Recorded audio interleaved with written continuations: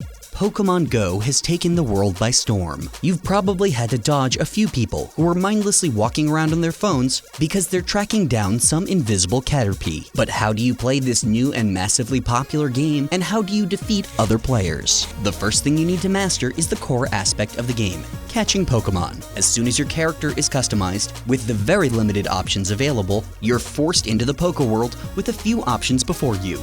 Bulbasaur, Charmander, or Squirtle, and a secret Pikachu that you can catch by walking away from the other 3 starters. To capture your first Pokemon, simply walk towards your choice monster. The app will then switch to an augmented reality view. Now, the Pokemon is right in front of you. Swipe the Pokeball on your screen up towards the Pokemon to catch it. To catch more Pokemon, you'll need to go outside. That's where you'll be exploring the map. Of all the little symbols on the map, there are 3 main ones you should be looking out for. First is the shaking patch of grass symbol. This signifies that a Pokemon could and likely is hidden in that area. Walk over there in real life. Yes, you have to physically walk and try catching one. The next object you should watch out for is this, a Polka Stop.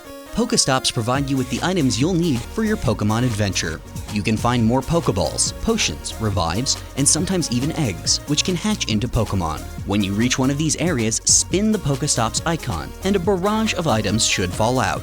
The other symbol on the map to look for is a gym, which looks like this. Gyms are less common, so you'll need to walk around more than usual to find one. Don't worry about this until you're level 5.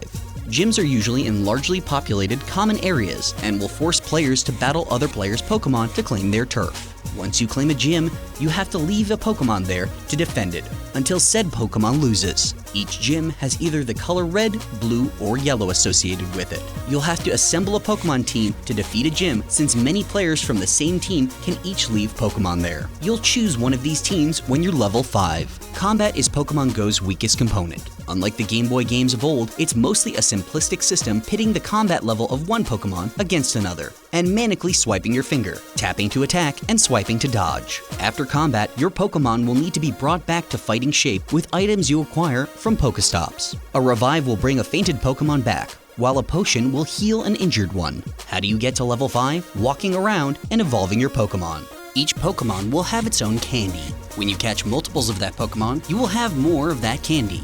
Transferring Pokemon to the Professor will trade the Pokemon in for more candy.